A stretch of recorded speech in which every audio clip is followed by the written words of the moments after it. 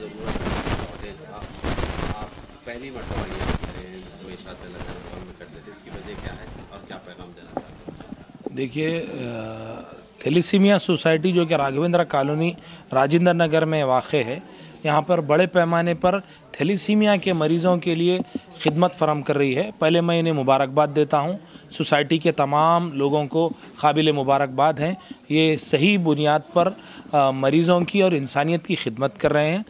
चूँकि कोरोना के बाद पोस्ट लॉकडाउन ब्लड के जो डोनर्स थे वो कम हो गए, जिसकी वजह से पूरे हिंदुस्तान में बल्कि आलमी सतह पर ब्लड का बहुत कमी वाक़ हुई। ख़ास तौर पर थैलीसीमिया के मरीज़ों को जो कि 10-15 दिन में एक बार ब्लड का ट्रांसफ्यूशन किया जाता है, उनको कमी बहुत पेश आ रही थी।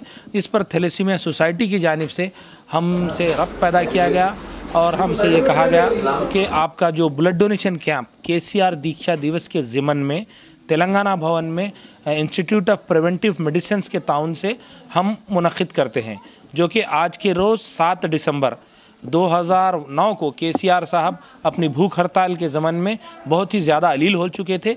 निम्स हॉस्पिटल के डॉक्टर्स ने बुलेटिन जारी कर कहा था कि अगर ये अपनी भूख हड़ताल ख़त्म नहीं करेंगे तो इनकी जान को ख़तरा है, धोखा है। उसके बाद उस वक्त पार्लियामेंट चल रही थी। पार्लियामेंट में उस वक्त के opposition leader of opposition Sushma Swaraj ने ये कहा था कि राव साहब आप दीक्षा को छोड़ दें, आप मरण भरत को तोड़ दें, हम तेलंगाना के हुसूल के लिए जो कोशिश करना है वो करेंगे।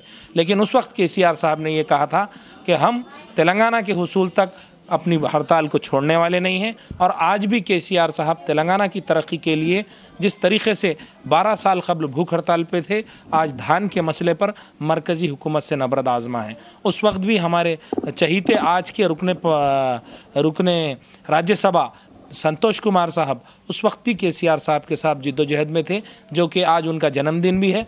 उस ज़मन में और KCR साहब की दीक्षा के ज़मन में हम ये प्रोग्राम करते हैं, जो कि मुसलसिल 12 साल से करते आ रहे हैं।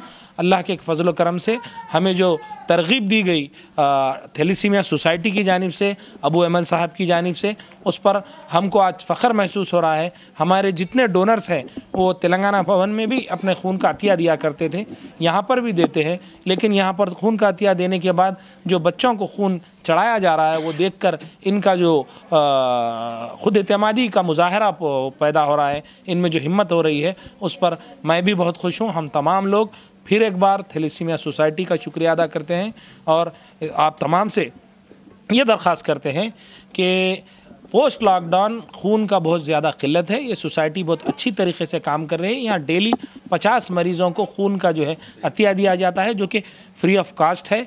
खाना भी free of cost Azad foundation की जानिब से फराहम किया जाता है।